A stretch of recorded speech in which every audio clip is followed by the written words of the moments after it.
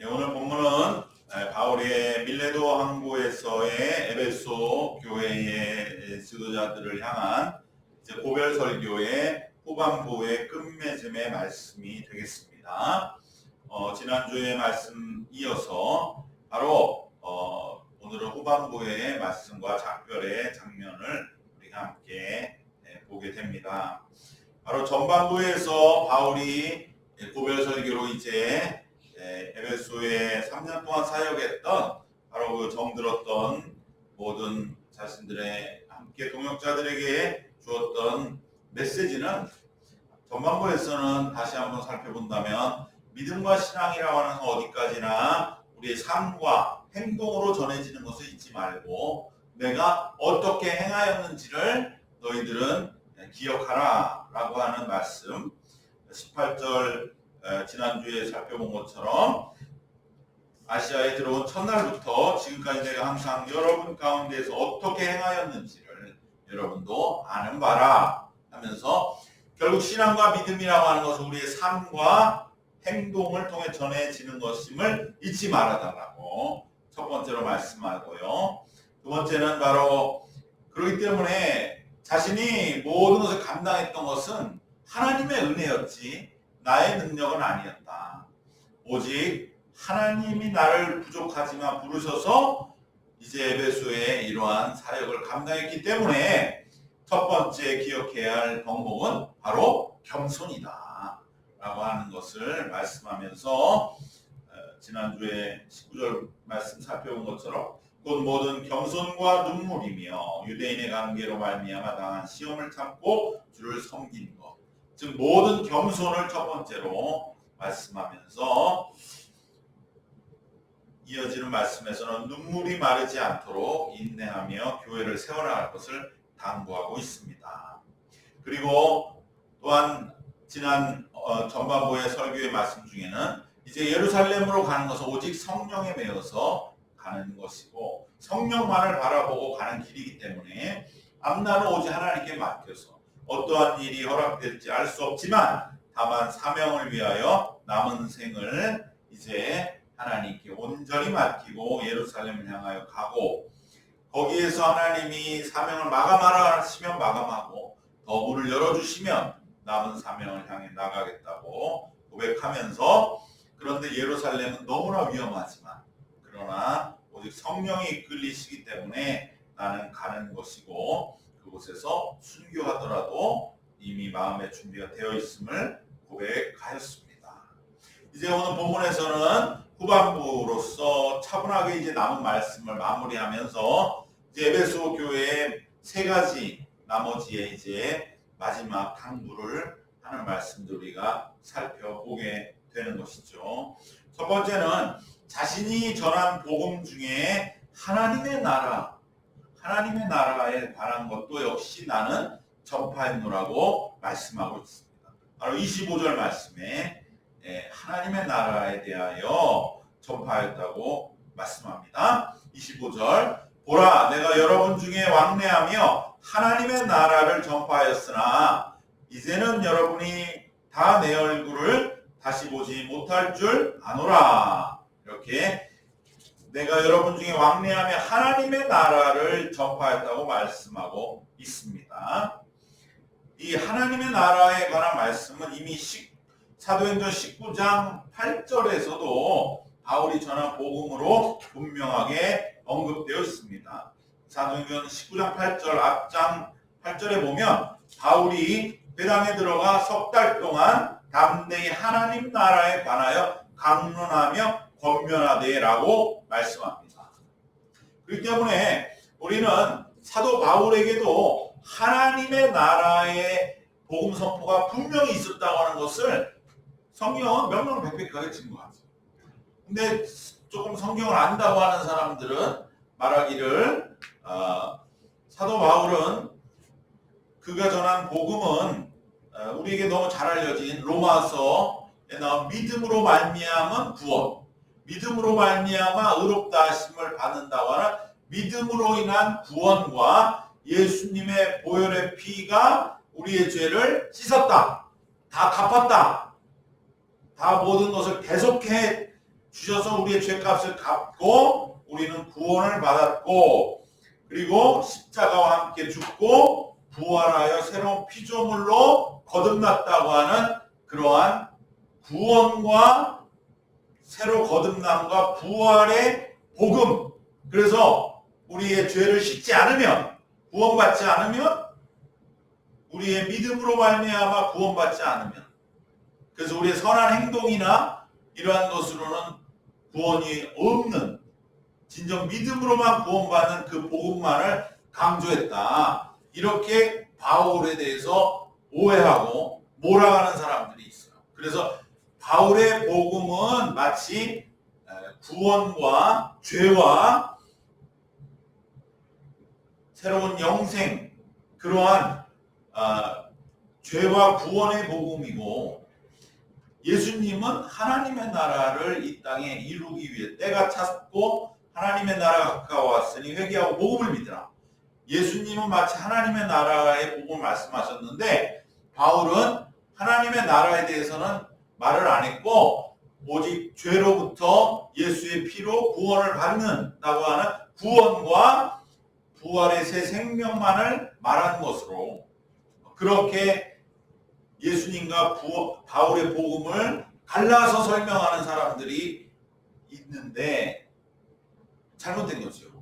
오늘 분명히 바울은 말씀하잖아요. 하나님 나라에 관하여 너희에게 전파하였다. 그러니까 조금 안다고 하는 사람들이 오히려 문제인 거예요. 뭐 예수님이 하나님의 나라를 말씀했다. 그러면 무조건 다 하나님 나라 들어올 수 있느냐? 예수를 믿어야 하나님 나라 들어오는 거지요. 그러면 바울은 그 부분을 말한 거예요. 우리의 죄가, 바울은 너무나 자기 자신이 죄인이라고 하는 것에 절감했기 때문에 가장 바리새인 중에 바리새인 깨끗하고 산다고 했지만 죄인의 개수인 자기 모습을 발견하고, 죄라고 하는 것은 우리 이렇게 눈멀게 하고 이렇게 사람을 수렁으로 멸망시키는 이 죄는, 인간은 그렇기 때문에 절망할 수밖에 없고 거기에서 유일한 구원에 미친 예수 그리스도의 십자가 보혈의 피값밖에는 없다. 그 구원받아서 그 다음 뭐 하겠어요? 하나님 나라에 들어와서 백성이 되는 건 아닙니까?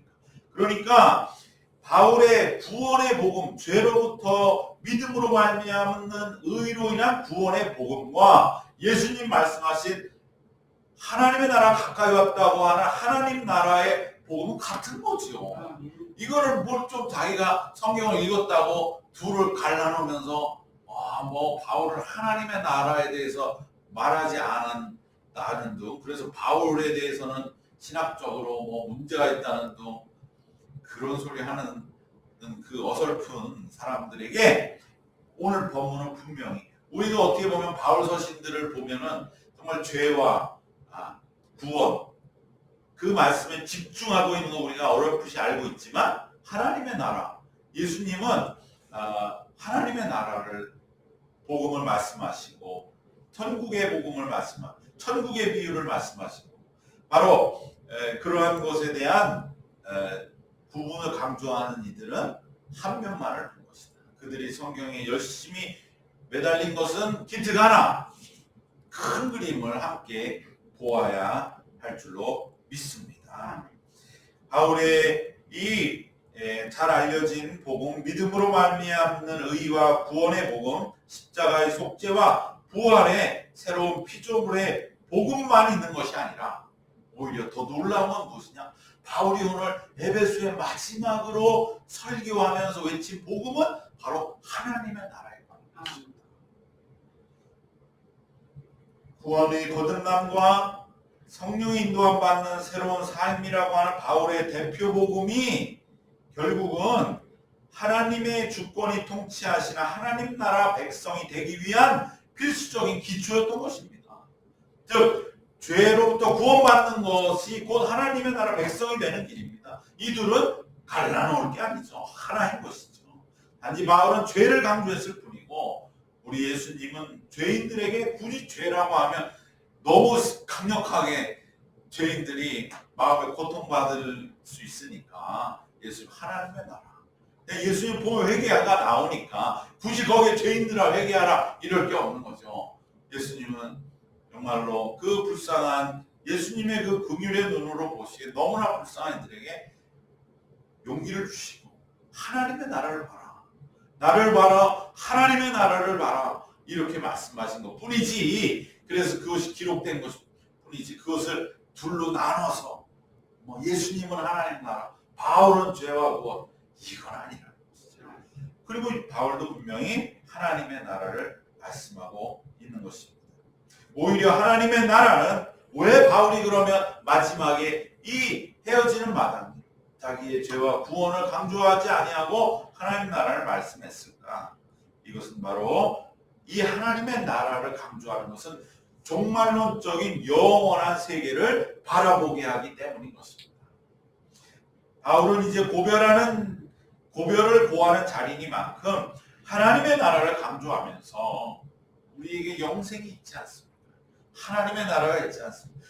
바울이 그토록 강력하게 예수로 하여 죄 씻음을 강조했던 이유는 뭐냐? 우리가 그 죄를 씻고 죄에서 해방받아서 영원한 하나님의 나라에 입성해서 그곳에서 영생을 누리며 우리가 다시 그곳을 만납시다. 우리가 하나님의 나라를 바라보며 그곳에서 다시 만날 것을 기약하는 마음으로 이제 영원한 이별의 슬픔에 잠긴 바로 그 에베소 교회의 지도자들을 위로하기 위해서 하나님의 나라를 다시 한번 강조한 줄로 믿습니다.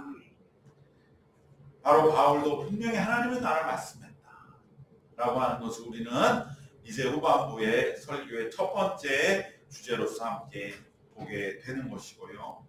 두 번째로 바울은 이제 에베소 교회의 많은 위기들을 경고하고 있는 것이죠.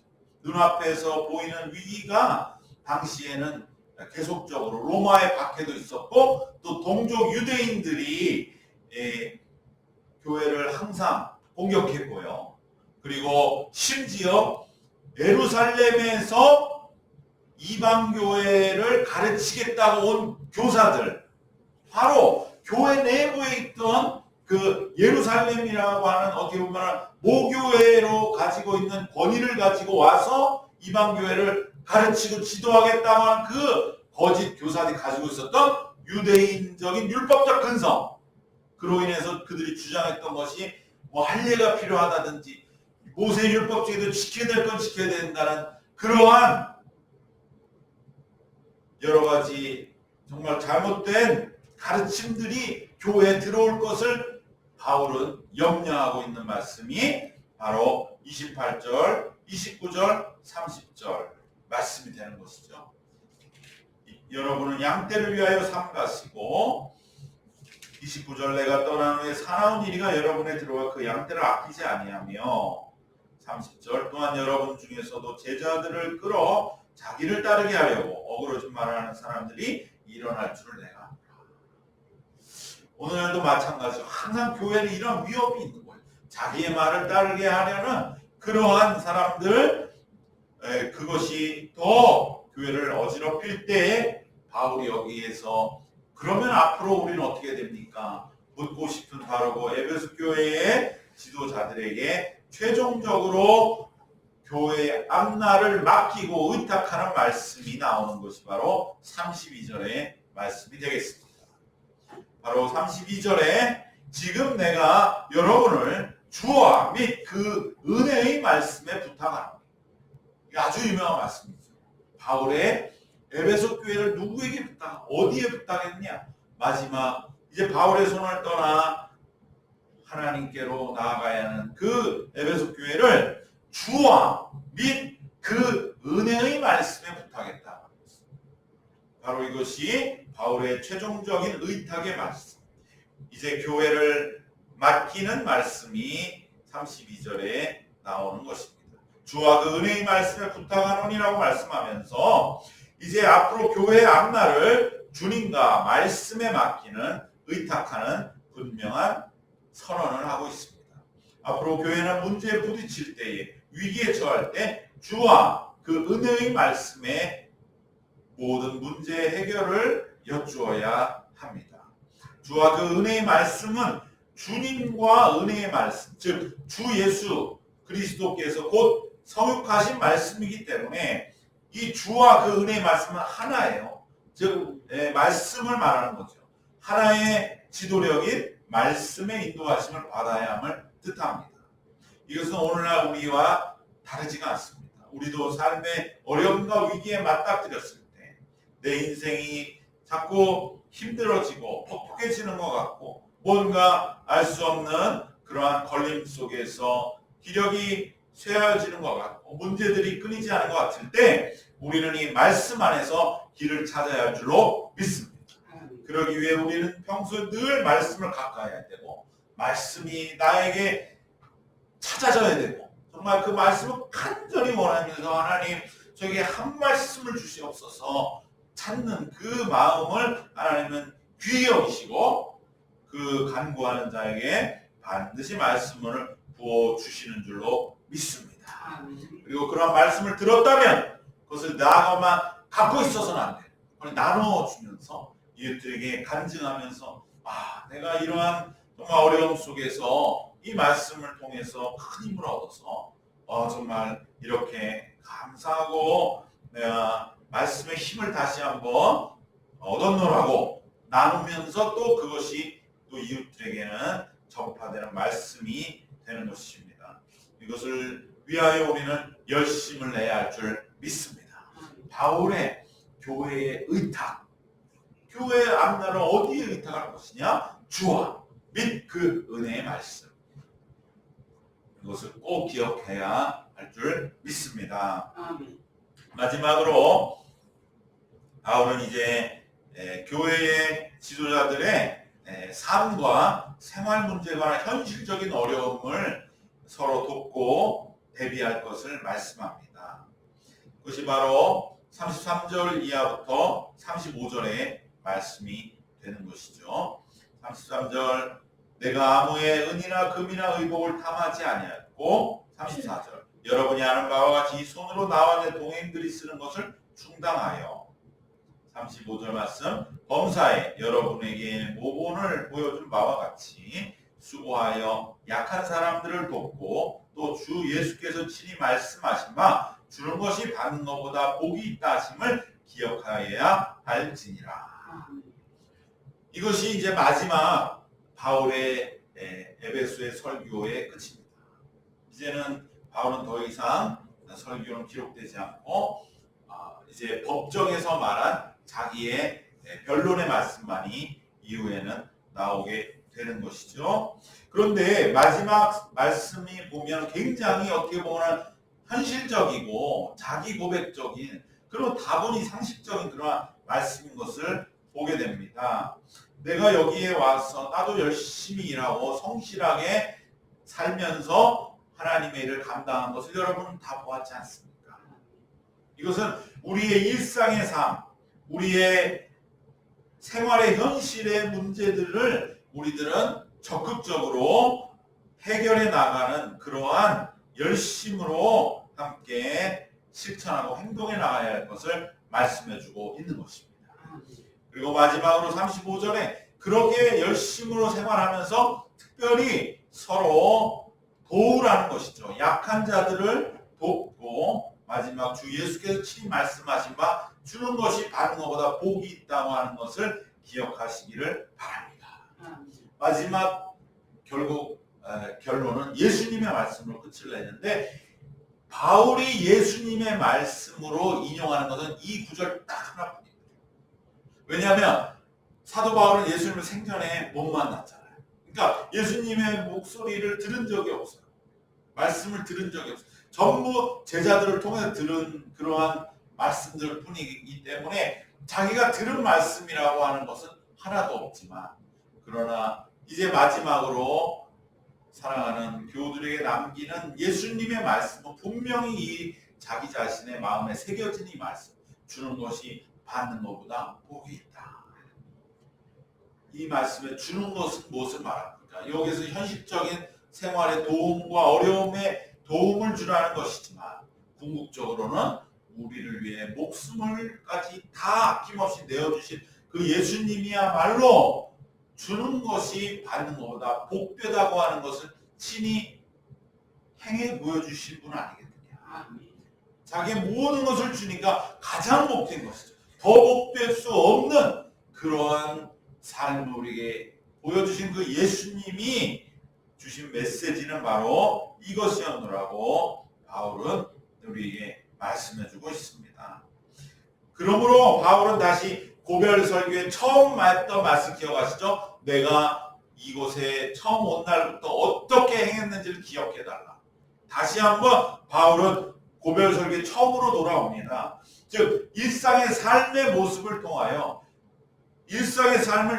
복음은 전파되는 것이고, 이것은 우리의 삶의 모든 부분에 해당되기 때문에 여러분들이 지도자라고 할지라도 지극히 개인적인 생활에까지 삶의 신실함을 통하여 복음을 전하는 여러분의 삶 전체를 복음 전파에 활용하시는 그러한 모험이 되도록 할 것을 당부하고 있는 것입니다.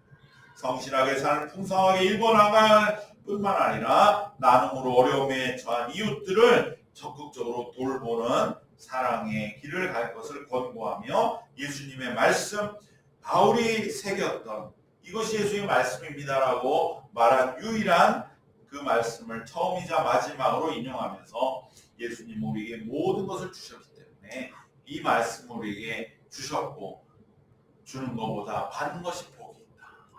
예수님의 가신 십자가는 예수님 자신 것을 복으로 여기셨다는 바울의 고백이자, 모든 것을 주신 예수님처럼 자기 자신도 생명을 내어놓고 선교를 했던 자신의 모든 선교의 삶도 복되었다고 하는 자기 고백의 말씀이 되는 것입니다.